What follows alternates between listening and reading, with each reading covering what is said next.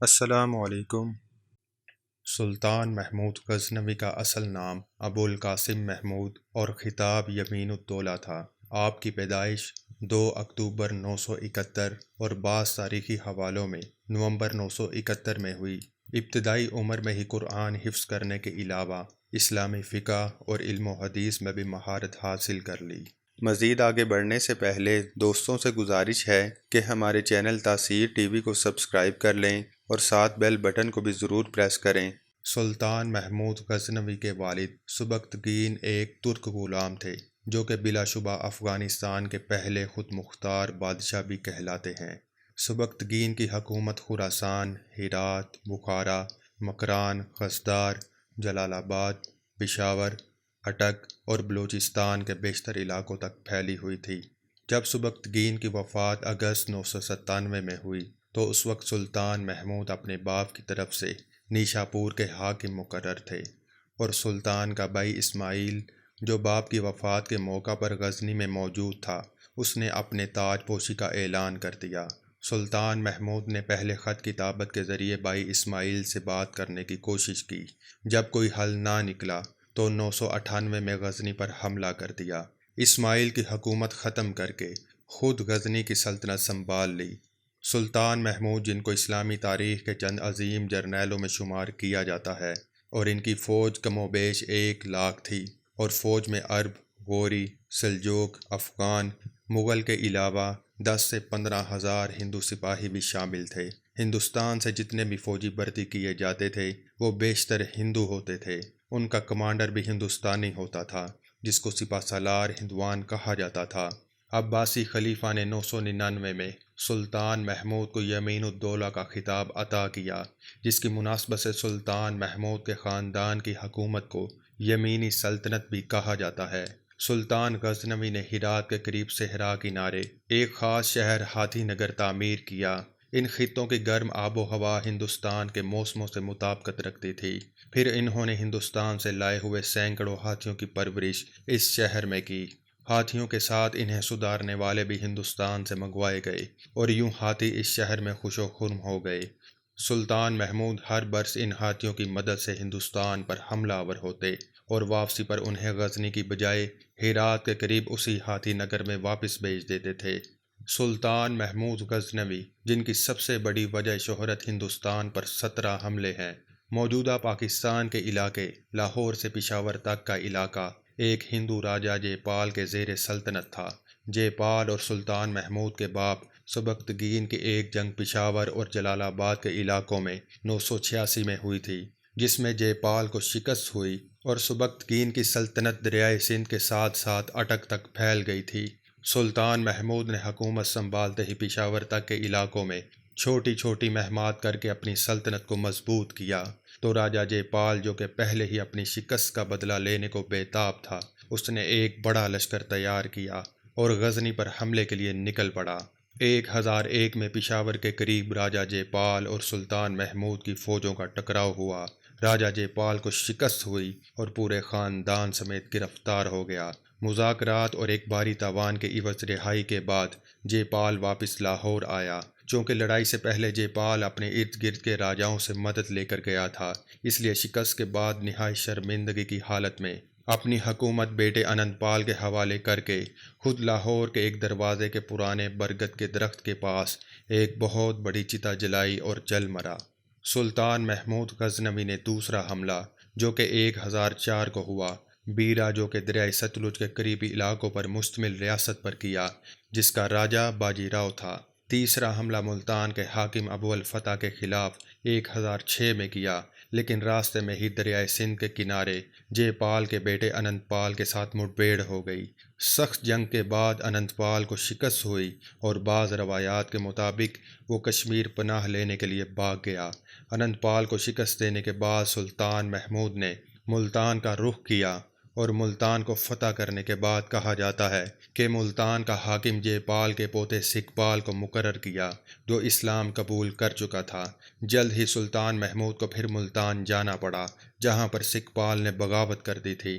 1008 میں سلطان نے سکھپال کو شکست دے کر معزول کر دیا۔ اسی دوران اننت پال، جو کہ شکست کھا کر کشمیر بھاگ گیا تھا، اس نے واپس آ کر ایک بار پھر سلطان کے خلاف اعلان جنگ کر دیا۔ اس کے ساتھ ہی انند پال نے ارد گرد کے راجاؤں سے مدد لے کر ایک بہت بڑا لشکر اکٹھا کر دیا۔ 1008 کے آخری دنوں میں ایک بار پھر دریائے سندھ کے قریب اٹک کے علاقے میں جنگ کا آغاز ہوا۔ خون ریز جنگ کے بعد انند پال کو ایک بار پھر شکست ہوئی۔ 1009 کے آخری مہینوں میں ایک بار پھر سلطان محمود نے ہندوستان پر حملہ کر کے پہلے نارائن پور کی ریاست کو فتح کیا اور پھر 1010 میں ملتان کے گرد و نواح کے علاقے اپنی سلطنت میں شامل کر لیے۔ 1014 میں سلطان نے انند پال کے بیٹے لوجن پال کو موجودہ کوہستان کے علاقے میں شکست دی اور مزید لوجن پال کی مدد کے لیے کشمیر سے آئے ہوئے ایک بڑے لشکر کو بھی شکست فاش سے دوچار کیا۔ 1015 میں سلطان محمود نے کشمیر پر حملہ کیا، لیکن برف باری کے باعث راستے بند ہونے پر بغیر جنگ کے ہی واپس آنا پڑا۔ 1018 میں سلطان محمود نے پہلی بار پنجاب کے پار دریائے جمنا کے علاقے میں اپنی فوج کو اتارا اور ہندوؤں کے مذہبی مقام متھورا کو فتح کرنے کے بعد ایک مشہور ریاست قنوج کا محاصرہ کر لیا۔ قنوج کے راجے نے سلطان سے صلح کا پیغام بھیجا اور سلطان کا باج گزار بننا قبول کر لیا۔ 1019 میں قنوج کی ملحقہ ریاست کالنجار کے راجہ گنڈا نے قنوج پر حملہ کر کے راجہ کو قتل کر دیا۔ اس کی خبر جب سلطان محمود تک پہنچی تو وہ اپنے مطیع راجے کے قتل کا بدلہ لینے کے لیے نکلے اور کالنجار پر حملہ کر کے اسے شکست فاش سے دوچار کیا۔ راجہ لوجن پال اور راجہ گنڈا، جو کہ سلطان محمود سے شکست خوردہ تھے، دونوں نے مشترکہ طور پر ایک بڑے حملے کی تیاری کی اور ایک بار پھر 1019 میں ہی سلطان کو دوبارہ ان دونوں کی سرکوبی کے لیے ہندوستان کا سفر کرنا پڑا۔ نتیجتاً دونوں راجاؤں کو شکست ہوئی اور ہندوستان سے ہندو شاہی راجہ کا خاتمہ ہو گیا۔ سلطان محمود غزنوی 1020 سے 1025 کے درمیانی عرصے میں سلطنت کے شمالی مغربی حصے اور دریائے فرات کی وادیوں میں فتوحات میں مشغول رہے۔ اسی عرصہ میں سلطان محمود کو اپنے مخبروں سے یہ اطلاعات متواتر مل رہی تھیں کہ شمالی اور وسطی ہندوستان کی تمام ریاستیں سلطان سے شکست کھانے کے بعد بدلہ لینے کے لیے ہاتھ پیر مار رہی ہیں اور اب کے بار ایک مشترکہ حملے کی تیاری ہے۔ اس کے لیے گجرات کے علاقے کاٹھیا وار میں ایک بہت ہی مشہور مندر سومناتھ کو مرکز بنایا گیا ہے۔ سومناتھ سمندر کے کنارے ایک عظیم الشان مندر تھا جسے پورے ہندوستان میں ہندوؤں کے درمیان ایک مرکزی حیثیت حاصل تھی۔ مندر میں موجود شیوا کے بت کی اہمیت کا اندازہ اس بات سے لگایا جا سکتا ہے کہ شیوا بت کو غسل دینے کے لیے تازہ پانی روزانہ کی بنیاد پر دریائے گنگا سے لایا جاتا تھا۔ جنگ کی تیاریاں زور و شور سے جاری تھیں کہ سلطان نے پیشگی حملے کی تیاری کر دی۔ غزنی سے سومناتھ تک کا فاصلہ تقریباً 2600 کلومیٹر بنتا ہے، جس میں سے 500 کلومیٹر طویل مشکل ترین صحرائے چولستان اور راجستھان بھی پڑتا تھا۔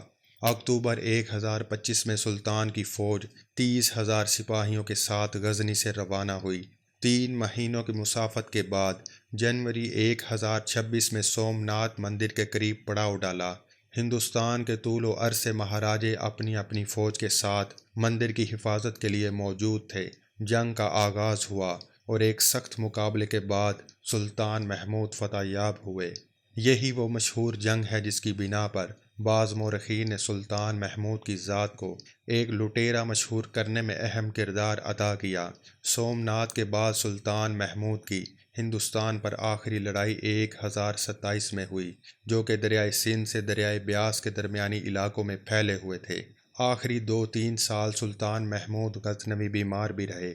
اپنی آخری جنگی مہم 1029 میں ایرانی علاقے رے میں انجام دی اور رے کے حاکم آل بویا کو شکست دی، اور کہا جاتا ہے کہ دک اور سل کے مرض میں مبتلا ہو کر اپریل 1030 میں 59 سال کی عمر میں غزنی میں وفات پائی۔